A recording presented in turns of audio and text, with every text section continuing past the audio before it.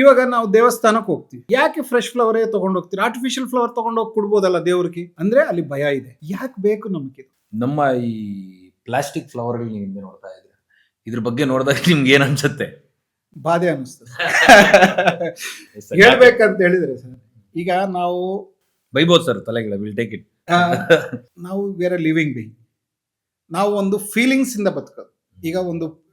ಈಗ ನಾವು ಎಷ್ಟೋ ಮೂವಿಗಳಲ್ಲಿ ಒಂದು ಫೀಲಿಂಗ್ ಆಗಲಿ, ನಾವು ಒಂದು ಲವ್ ಆಗಲಿ, ಇದೆಲ್ಲ ಇಟ್ಸ್ ಆಲ್ ನ್ಯಾಚುರಲ್ ಫೀಲಿಂಗ್ಸ್. ಈ ನ್ಯಾಚುರಲ್ ಫೀಲಿಂಗ್ಸ್ಗೆ ಒಂದು ಭಾವನೆಗಳು ಎಕ್ಸ್ಪ್ರೆಸ್ ಮಾಡೋದಕ್ಕೆ ಇಮಿಡಿಯೇಟ್ ರೀಸ್ ಫ್ಲವರ್ ಆಗಲಿ, ಒಂದು ಪಾಟ್ ಪ್ಲಾಂಟ್ ಆಗಲಿ. ಯಾಕೆ ಇಷ್ಟೊಂದು ಇವಾಗ ನ್ಯಾಚುರಲ್ ಮರಗಳು, ಪಾಟ್ ಪ್ಲಾಂಟ್ಸು ಇಷ್ಟೆಲ್ಲ ನಮ್ಮ ಸೊಸೈಟಿನಲ್ಲಿ ಅವೈಲಬಲ್ ಇದ್ದಾಗ ಸ್ಟಿಲ್ ಜನ ಈ ಥರ plastic, dead plants, dead flowers, artificial flowers ಮನೇಲಿ ಇಟ್ಕೊಂಡು ಇದ್ರ ಮೇಲೆ ಎಷ್ಟೋ ಜನ ರೈತರು ಅವರ ಒಂದು ಶ್ರಮದಿಂದ ಎಷ್ಟೋ ಗಿಡಗಳು ಮಾಡಿ ಅವೈಲಬಲ್ಲು, ನರ್ಸರೀಸು, ಪಾಟ್ ಪ್ಲಾಂಟ್ಸು, ಎಷ್ಟೋ ವೆರೈಟೀಸ್ ಇವಾಗ ಅವೈಲಬಲ್ ಇದೆ. ಯಾಕೆ ಬೇಕು ನಮಗಿದು?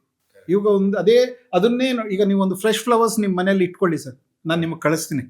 ನೀವು ಎಂಥ ಸ್ಟ್ರೆಸ್ಸಲ್ಲಿ ಇದ್ರೇನು ನೀವು ಆ ಫ್ಲವರ್ ಕೆಲ್ ನೋಡಿ, ನಿಮ್ಮ ಫೀಲಿಂಗ್ಸು, ನಿಮ್ಮ ಥಾಟ್ ಪ್ರಾಸೆಸ್ಸು ಇದಾಗುತ್ತೆ. ನೀವು ಒಂದು ಮರದಲ್ಲಿ ನೋಡಿದ್ರೆ ಅದು ಎಲ್ಲಿ ಏನು ಫೀಲಿಂಗ್ ಇರುತ್ತೆ ಹೇಳಿ?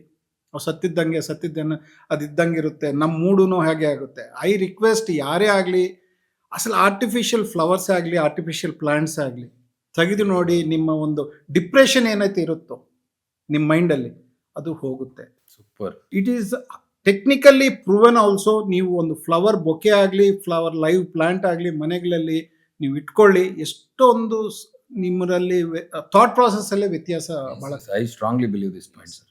ಅದನ್ನು ನಾನು ಎಲ್ಲರಿಗೂ ರಿಕ್ವೆಸ್ಟ್ ಮಾಡ್ತೀನಿ, don't keep any artificial flowers. It's A dead feelings, negativity in the house. ಹೋಗ್ಲಿ ಸರ್, ನಾನು ಒಂದು ಕ್ವಶನ್ ಕೇಳಿ ಸರ್.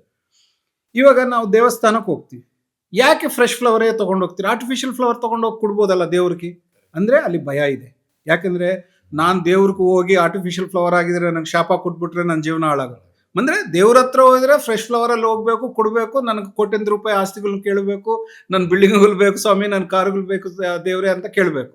ಅಲ್ಲಿ ಭಯ ಇದ್ರೆ ನ್ಯಾಚುರಲ್ ಹೋಗ್ತಾ ಇದೆ. ಇಲ್ಲಿ ಏನು ಭಯ ಇಲ್ಲ, ಮನೆಯಲ್ಲಿ ಏನೋ ಒಂದು ಬಿಳಿ ಒಂದು ತಂದು ಹಾಕಿದೀವಿ ಅದೇ ಇರುತ್ತೆ.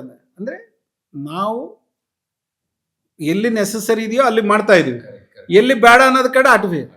ಈಗ ಒಂದು ಮದುವೆ ಮಾಡಬೇಕು, ನಮ್ಮ ಮಕ್ಕಳಿಗೆ ಅಷ್ಟೊಂದು ಬೆಳೆಸ್ಕೊಂಡು ಬಂದಿದ್ದಾಗ ನಾವು ಆರ್ಟಿಫಿಷಿಯಲ್ ಫ್ಲವರ್ಸ್ ಇಂದ ಮಾಡಿದ್ರೆ ಅದು ಏನ್ ಫೀಲಿಂಗ್ ಇರುತ್ತೆ? ಮಾತಾಡತ್ತೆ ಪ್ಲಾಸ್ಟಿಕ್ ಹೂ ಇಟ್ಟಿದ್ರು ಅವರು, ಆ ಫೀಲಿಂಗೇ ಇರಲ್ಲ ಸರ್. ಅದು ಒಂದು ನ್ಯಾಚುರಲ್ ಫೀಲಿಂಗು, ಆ ವಾವ್ ಫೀಲಿಂಗು, ನಿಮಗೆ ಒಂದು ಕನೆಕ್ಟಿವಿಟಿ, ಆ ಬಾಂಡಿಂಗ್ ಅನ್ನೋದೇ ನ್ಯಾಚುರಲ್ ಇಂದಾನೆ ನ್ಯಾಚುರಲ್ ಆಗಿರ್ಬೇಕು. ನಾನು ಯಾವ್ದಾದ್ರು ರೆಸ್ಟೋರೆಂಟ್ಗೆ ಹೋದ್ರು ನಾನು ಮೊದಲು ಇದನ್ನೆಲ್ಲ ತುಂಬಾ ಸ್ಟ್ರಾಂಗ್ ಆಗಿ ಅಬ್ಸರ್ವ್ ಮಾಡ್ತಿದ್ದೆ sir. Because I was in landscaping ಎಲ್ಲ ಇದ್ದಿದ್ರಿಂದ ಎಲ್ಲೋ ಮಿಸ್ ಔಟ್ ಆಗ್ಬಿಟ್ಟಿದೆ ನೋಡಿ. ಇದು ನಾವು ಯಾವ್ದನ್ನ ಪ್ಲಾಸ್ಟಿಕ್ ಇತ್ತು ಅಂದ್ರೆ ನನಗೂ ಆ ಮೈಂಡ್ ಸೆಟ್ ಬರ್ತಾ ಇತ್ತು, ಓ ಆಗ್ತಿಲ್ಲ ಇವ್ರ ಕೈಲಿ, ಮಾಡ್ತಿಲ್ಲ ಅನ್ನೋ ಥರ ನನಗೆ ಆ ಒಂದು ಒಪಿನಿಯನ್ ಜನರೇಟ್ ಆಗ್ತಾ ಇತ್ತು. ಸೊ ಈ ನಿಮ್ಮ ಮಾತುಗಳಿಂದ ತಗೊಂಡಿನಿ. ಲಾಸ್ಟ್ ಟೈಮ್ ಕಿಶೋರ್ ಸರ್ ಬಂದಿದ್ರು ಸರ್, ಅವರು ಹಿಂಗೆ ಪ್ಲಾಸ್ಟಿಕ್ ಬಾಟಲ್ನ ನೀರು ಕುಡಿತಾ ಇರಲಿಲ್ಲ ಅವರು. So this are learning experience ನಮಗೂ ತಗೊಂಡು ಹೋಗೋದಕ್ಕೆ.